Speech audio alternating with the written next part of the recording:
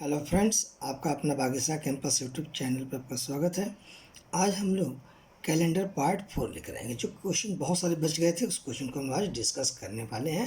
नहीं तो चलिए हम लोग देखते हैं। कहता है फर्स्ट क्वेश्चन कि यदि 3 जुलाई को वेडनेसडे हो, ठीक है, तो उसी मंथ में कितने मंडे होंगे।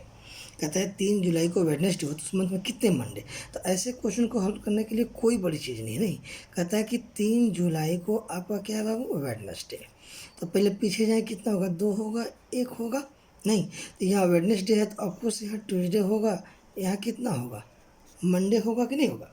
यानी एक को क्या होगा, मंडे होगा। अब पूछा गया कितने मंडे होंगे, ऑफकोर्स एक को मंडे होगा। नहीं तो हम जानते हैं किसी भी डे का पुनरावृत्ति कितना होता है, 7 जोड़ने या घटाने पर। तो फिर 7 ऐड करेंगे तो 8 को मंडे होगा। फिर आपका 15 को मंडे होगा। फिर किसका 22 को मंडे होगा। फिर कब होगा बाबू, 29 को मंडे होगा कि नहीं होगा। यानी 1 7 8 15 22 29, ठीक है। यानी 8 15 22 और 29 को क्या होगा, आपका मंडे होगा। तो पूछा कि 3 जुलाई वेडनेसडे है तो उसमें कितने मंडे होंगे। तो 1 2 3 4 एंड कितना 5। क्लियर है। चलिए हम लोग आते हैं अब नेक्स्ट क्वेश्चन पर। इसी टाइप से क्वेश्चन कुछ देखते हैं। अच्छे क्वेश्चन कहता है कि यदि 17 नवंबर को संडे है तो उसी मंथ में किस किस तारीख को या कौन कौन तारीख को फ्राइडे होगा। तो कोई बड़ी चीज़ नहीं, बहुत आसान सा चीज़ है। आपको 17 नवंबर कह रहा है तो कौन सा दिन है बाबू, संडे है। हमको पता है कि नवंबर कितने डे का होता है, 30 डे का होता है ना। तो 17 को आपका संडे है तो ऑफकोर्स पीछे थोड़ा चल जाइए क्योंकि सैटरडे बगल में। 16 को हो जाएगा कौन सा, सैटरडे। और आपका 15 को हो जाएगा कौन सा, फ्राइडे। आपको क्वेश्चन में जवाब देना है कि उस मंथ में किस किस तारीख को फ्राइडे होगा। तो आपको पहला फ्राइडे यहाँ तो मिला कितना, 15 तारीख को, यानी एक 15 को फ्राइडे मिला। ऑफकोर्स हम अगर आगे चलते हैं तो 15 और आपका 7 ऐड करेंगे तो 22 को भी फ्राइडे होगा। अब फिर 7 ऐड करेंगे तो 29 को भी फ्राइडे होगा। अब पीछे चलते हैं तो ऑफकोर्स 8 को भी फ्राइडे होगा। और कितना, 1 को भी क्या होगा, फ्राइडे होगा कि नहीं होगा। नहीं तो आपका क्वेश्चन था यदि 17 नवंबर को संडे हो तो उस मंथ में किस किस तारीख को फ्राइडे होगा। तो 1 को होगा, 8 को होगा, 15 को होगा, 22 को होगा और 29 को होगा। बिल्कुल क्लियर कंसेप्ट है। नहीं यानी कोई भी 17 नवंबर को कोई भी दिन दिया रहे, नहीं सोम मंडे ट्यूजडे, उसके अनुसार क्या करेंगे, हम पहले फ्राइडे को लाएंगे और उसके अनुसार 7 प्लस माइनस करके हम निकाल लेंगे। ठीक है ना, क्लियर होगा। चलिए हम आते हैं थर्ड नंबर क्वेश्चन पर। कुछ नहीं, क्वेश्चन कहता है कि 31 दिनों के एक मंथ में, 30 दिनों के एक मंथ में कितने 5 शनिवार एंड 5 सैटरडे हैं। तो उस माह का प्रथम दिन कौन सा होगा। कहता है 30 दिनों के एक मंथ में 5 शनिवार है तो उस माह का प्रथम दिन कौन सा होगा। बट ध्यान रहे, बट शनिवार नहीं होना चाहिए। तो एक बात बताइए, 30 तारीख के मंथ में 5 शनिवार, 5 शनिवार तो मान लीजिए कि अगर हम 1 तारीख को लेते हैं, नहीं अगर हम 1 को शनिवार लेंगे तो ऑफकोर्स 8 को भी होगा, 15 को भी होगा, 22 को भी होगा, 29 को भी होगा। लेकिन कहते हैं कि नहीं, 1 को सैटरडे नहीं होना चाहिए। तो चलिए तो मान लीजिए हम 2 को लेते हैं सैटरडे, तो 2 को सैटरडे लेंगे तो 2 और आपका 9 को सैटरडे होगा। नहीं फिर आपका 16 को या 7 ऐड करेंगे तो सैटरडे होगा। फिर आप 23 को भी सैटरडे होगा। और फिर किसका 30 तारीख को भी क्या होगा, सैटरडे होगा। होगा कि नहीं होगा। तो अब आगे फिर जाते हैं। आप अगर 3 तारीख को लेते हैं, 3 नहीं तो फिर आपका कितना हो जाएगा 10, फिर आपका 17, फिर 24 और 31। अब मंथ किसका है, 30 का है तो ये आएगा नहीं ना, तो ये आपका 31 नहीं होगा, यानी यही आपका होगा। यानी 2 को हमको मैक्सिमम सैटरडे 2 को ही लेना पड़ेगा, 3 को नहीं लेंगे क्योंकि 5 सैटरडे नहीं होगा, 4 ही आएगा, 1 2 3। यानी 2 को सैटरडे होगा तो ऑब्वियसली बाबू वो एक तारीख को क्या होगा, फ्राइडे ही होगा। यानी आपका आंसर क्या होगा, फ्राइडे होगा। क्वेश्चन को फिर समझ लिए, क्या कहता है कि 30 दिनों के एक मंथ में यदि 5 शनिवार हो तो उस माह का प्रथम दिन कौन सा होगा, सिर्फ शनिवार छोड़ करके। तो जाहिर सी बात है, हमने 1 को लिया, 2 को लिया, 1 को लिया हमने, तो आपका 29 तक 1 2 3 4 5 आया। 2 तारीख को लिया मैंने तो 1 2 3 4 5 आया। 3 को लिया तो 31 चला जा रहा है, इसलिए इसी दोनों में से कोई होगा। लेकिन कहता है कि नहीं, पहली तारीख को यानी फर्स्ट डे को सैटरडे नहीं चाहिए अभी, तो क्या होगा, 2 को सैटरडे लेंगे तो आप उस पीछे जाएँ तो क्या होगा, फ्राइडे होगा। क्लियर है? Very good. चलिए अब आपका कहता है कि थर्ड क्वेश्चन कि मार्च 2005 में किस किस तारीख को फ्राइडे होगा, है ना। बहुत सिंपल क्वेश्चन है। अब मार्च 2005 तो आपको जानकारी नहीं है बाबू, नहीं कि मार्च 2005 को आपका 1 मार्च को कौन सा डे है। तो पहले तो आपको ये ऐसे क्वेश्चन का जवाब देने के लिए सबसे पहले आपको ये जानकारी होनी चाहिए कि हम 1 मार्च को निकालें। तो 1 मार्च 2005 को कौन सा दिन होगा, तो पहले ये निकालना होगा। तो क्या करें, एक कम कर दे, जिसने बताए थे पिछले वीडियो सब में। 2000 कितना होगा, 4 प्लस 1 मार्च। तो 2004 को तोड़ दे पहले 2000 प्लस 4 प्लस मार्च का मतलब जनवरी, फरवरी, फिर मार्च। अब 2000 में बताइए कुल कितने और डे होते हैं, 0 होते हैं। Very good. और इस 2004 में आपका एक लीप ईयर हो जाएगा बाबू, और आपका जनरल ईयर कितना हो जाएगा, 3 हो जाएगा। तो एक जनरल ईयर में किससे मल्टीप्लाई करते हैं, 1 से, और एक लीप ईयर में किससे, 2 से। तो 3 इधर 2 कितना हुआ, 5 हुआ। कोई दिक्कत नहीं ना। यानी 2004 तक कितना ऑड डे आया, 5 ऑड डे निकालना होता है, मैंने पता चला। और जनवरी कितना 31 का होता है, तो बाबू 3 होगा, ऑड होगा, 7 से डिवाइड करेंगे। अब फरवरी 2005 का है तो 28 का होगा, तो 0 होगा। नहीं, अब मार्च 31 का है, लेकिन आपका मार्च कितना लेना, 1 ही लेना था, 1 ले लीजिए। तो कुल कितना ऑड डे हुआ, 3 और 1 4, 4 अब 5 कितना बाबू, 4 5 9, 9 का मतलब 7 से डिवाइड करते कितना हो जाएगा, 2। यही 2 डे का कोड है। आपको पता है 1 कोड किसका होता है, मंडे का, और 2 किसका होता है, ट्यूसडे का। यानी आपको फर्स्ट मार्च को आपका क्या हो जाएगा, मंडे, तो सेकंड को क्या होगा, ट्यूसडे हो जाएगा, है कि नहीं। तो इसलिए आपका फर्स्ट मार्च का आंसर हो जाएगा ट्यूसडे। क्लियर है, समझ में आ रहा है बाबू, ठीक है। अब फर्स्ट मार्च को ट्यूसडे हो गया। चलिए, तो 1 मार्च को आपका हो गया ट्यूसडे। हमको निकालना है कितने फ्राइडे होंगे उसमें, किस किस तारीख को। तो फर्स्ट को ट्यूसडे होगा, 2 को वेडनेसडे होगा, 3 को आपका क्या होगा, थर्सडे। अब 4 को होगा फर्स्ट फ्राइडे। क्लियर है। तो फर्स्ट फ्राइडे होगा किसको, 4 को। तो आगे जाएंगे तब इसमें 7 ऐड करेंगे तो 11 को होगा। फिर आगे 7 ऐड करेंगे तो कितना होगा, 18 होगा।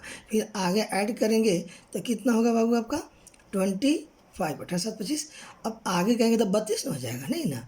इसका मतलब होगा 1 2 3 4 फ्राइडे तो होगा, लेकिन डेट क्या होगा, 4 11 18 और 25 होगा। बिल्कुल क्लियर कंसेप्ट है, ठीक है।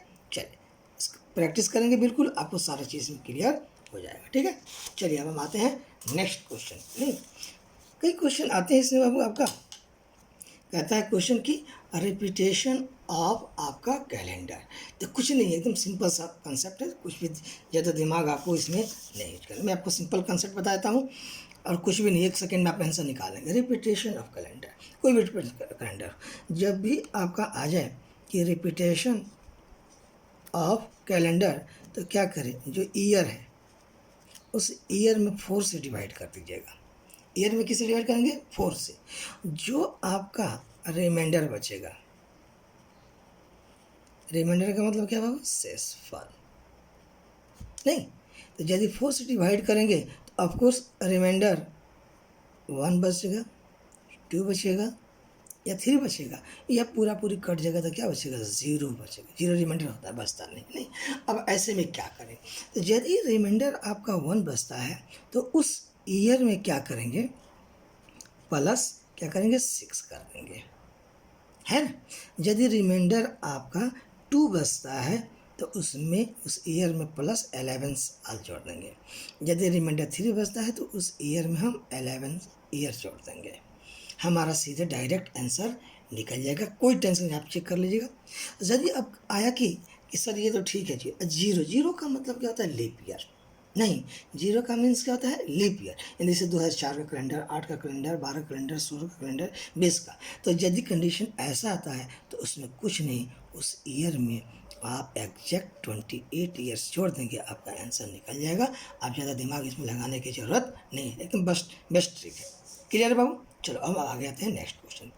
क्वेश्चन आपको ये भी बहुत बार पूछा जाता है, repetition of day of birthday और एनिवर्सरी, यानी किसी व्यक्ति का बर्थडे सेम डे पे हो या एनिवर्सरी सेम डे पे सेलिब्रेशन करना चाहिए। जैसे नहीं कहते क्वेश्चन कि मान लें कि एक्स का जन्म डेट ऑफ बर्थ है 5 मार्च 2011 को और उस दिन मंडे था। अब कहता है कि मैं अपना बर्थडे केक तभी काटूंगा जब फिर उस दिन मंडे होगा तब, या मैं अपनी एनिवर्सरी तभी सेलिब्रेट करूंगा जब उसी डे को होगा, यानी मंडे को माने ट्यूसडे को शादी होगा, कहा कि अब ट्यूसडे को होगा तभी मैं अपने एनिवर्सरी सेलिब्रेट करता। ऐसे क्वेश्चन का जवाब कैसे कितना बनाइएगा नहीं, इसके लिए मैं आपको ट्रिक बताता हूँ, एकदम फर्स्ट क्लास का ट्रिक।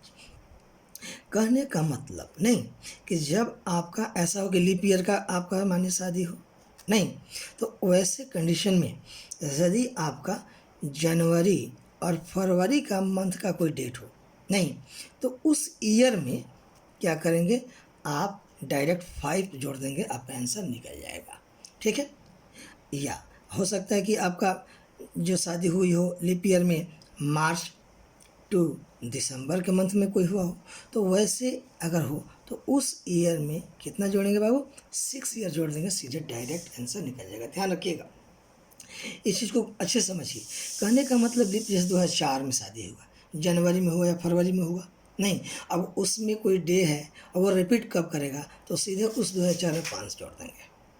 ठीक है, अच्छा, अगर यही आपका शादी 2004 में ही हुआ है लेकिन मार्च से दिसंबर किसी मंथ में हुआ है, तो वो रिपीट कब करेगा, सीधे उस ईयर में 6 7 जोड़ देंगे, आंसर आपका निकल जाएगा। क्लियर है? चलिए, वही आपका क्वेश्चन रहता नहीं कि सर यदि जनरल ईयर में हमारा शादी हुई और नेक्स्ट हम जनरल ईयर में जा रहे हैं, नहीं, तो जनरल ईयर की शादी अगर होती है जनरल से जनरल, जैसे 2000 आपका 7 आपका 6 में हुआ, अब अगला 7 पड़ेगा 8 पड़ेगा, नहीं, तो वैसे कंडीशन में क्या करेंगे, जनवरी में आपका शादी हुआ हो या दिसंबर तक किसी मंथ में, तो उसमें सीधे क्या करेंगे, +6 ईयर जोड़ देंगे, आपका ईयर में सीधे आंसर निकल जाएगा। नहीं, अब थोड़ा सा मामला कहाँ आता है, देखिए जब जनरल से जनरल आपका डायरेक्ट, जैसे 2000 आपका माने कि आपका कितना 5 में शादी हुआ, अब नेक्स्ट ईयर पड़ता है 6, नहीं नेक्स्ट ईयर पड़ेगा 7, तो ऐसे कंडीशन 5 से 6 में जा रहा है, तो ऐसे कंडीशन में जनवरी दिसंबर में 6, लेकिन यही आपका जैसे मान लीजिए जनरल ईयर में शादी हुआ, नहीं, मान लीजिए आपका शादी हुआ 2003 में, अब नेक्स्ट ईयर क्या पड़ेगा, लीप ईयर पड़ेगा, नहीं, तो ऐसे कंडीशन में आपका यदि जनवरी और फरवरी के मंथ में शादी हुआ हो तो उसमें 11 साल जोड़ के निकालेंगे, और यदि मार्च से दिसंबर के मंथ में शादी हुआ हो तो उसमें कितना जोड़ेंगे, 5 जोड़ के आंसर निकाल लेंगे। थोड़ा सा लग रहा है, एक बार दो बार समझेंगे अच्छे से तो बिल्कुल आपको क्लियर हो जाएगा।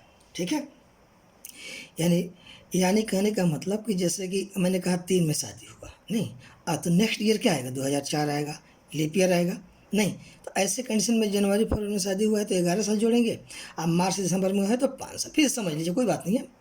यही कहता है कि यदि जनरल ईयर में शादी हुआ है लेकिन आगे अब जैसे मान लीजिए 2005 में हुआ, अब 6 आ गया या 7 आ गया, यहाँ जनरल है लेकिन जनरल के जस्ट बाद क्या है, लीप ईयर आ गया, तो जनरल के जस्ट बाद लीप आ रहेगा तो ऐसे कंडीशन करेंगे, लेकिन 5 से 6 जा रहे हैं, जनरल से जनरल जा रहे हैं तो उसमें 6 7 जोड़ेंगे। क्लियर है? चलिए, अब एक क्वेश्चन मैं आपको समझाना चाहता हूँ जो बच्चे बहुत रटते हैं, नहीं क्या, कि किसी भी सेंचुरी ईयर का फर्स्ट और लास्ट जो डे होता है वो क्या होता है, रटते हैं पल्ला होगा चिल्ला होगा, नहीं होगा, नहीं, उसके लिए पैनिक होने की जरूरत नहीं, एकदम आपको मैं फॉर्मेट बताता हूँ, ध्यान रखिए।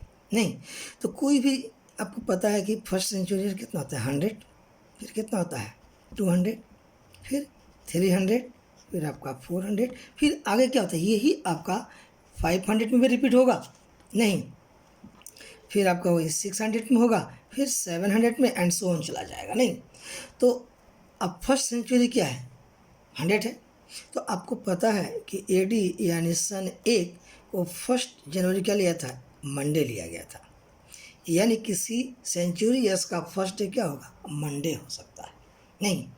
अब लास्ट हमको निकालना है तो इसके लिए आपको मैं एक टेक्निक बता रहा हूँ, टेक्निक नहीं आराम से समझ जाएगा। तो 100 ईयर्स में ऑड डे कितना होता है, 5, 200 में कितना होता है बाबू, 3, 300 में कितना होता है, 1, और 400 में कितना होता है, 0। फिर अगर रिपीट करते हैं तो 500 का मतलब 400 प्लस 100 तो फिर यहाँ 5 हो जाएगा। 600 का मतलब 400 प्लस 200 फिर 3 हो जाएगा।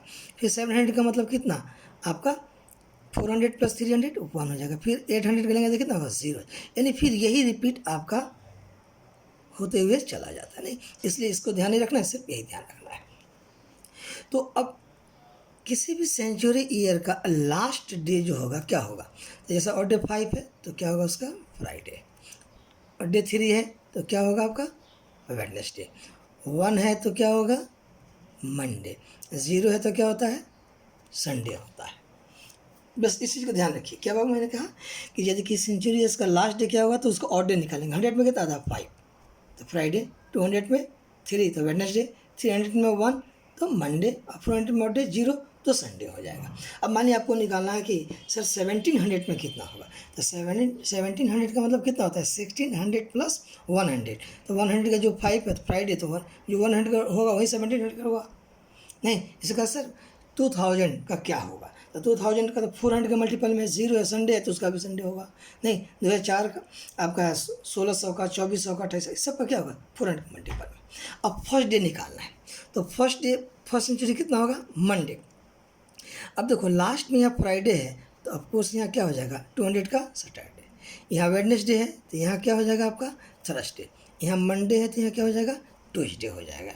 फिर देखिए संडे है तो यहाँ क्या हो जाएगा मंडे, फिर वही रिपीट हो रहा है। तो किसी भी सेंचुरी ईयर्स का फर्स्ट डे मंडे हो सकता है, सैटरडे हो सकता है, नहीं वेडनेसडे है, थर्सडे हो सकता है, ट्यूसडे हो सकता है, नहीं यही मंडे सैटरडे थर्सडे और ट्यूसडे हो सकता है, लास्ट क्या हो सकता है फ्राइडे, वेडनेसडे, मंडे या संडे, इसी फॉर्म में होता है और कुछ भी नहीं होता। इसलिए रटने की जरूरत नहीं है, थोड़ा टेक्निकल समझिए। किसी भी सेंचुरीज का लास्ट डे निकालना है, नहीं तो सीधे 100 का 5 होता है, 200 का ऑड डे निकाल लीजिए, 100 का 5 3 1 0, 5 किसका कोड है फ्राइडे का, 3 किसका कोड है वेडनेसडे का, 1 किसका है मंडे का, 0 किसका है संडे का। इसके आंसर फ्राइडे तो यहाँ सैटरडे होगा, वेडनेसडे है तो थर्सडे होगा, मंडे होगा तो ट्यूसडे होगा। क्लियर है। इसी प्रकार से किसी भी सेंचुरी ईयर्स का आप आराम से निकाल सकते हैं। जैसे कहा गया कि आपका 1400 ईस्वी का अंतिम दिन क्या होगा, तो 1400 ईस्वी का मतलब क्या होता है 1200 प्लस 200, तो 200 जो होगा 200 कितना वेडनेसडे, तो उसका भी क्या होगा वेडनेसडे होगा। क्लियर है बाबू, है ना। मुझे लगता है कि बिल्कुल आपको कंसेप्ट क्लियर हो गया होगा। आप देखें, ठीक है, इसको अच्छे से 2 बार 4 बार वीडियो देखेंगे तो बिल्कुल सारे कंसेप्ट आपका क्लियर हो जाएंगे।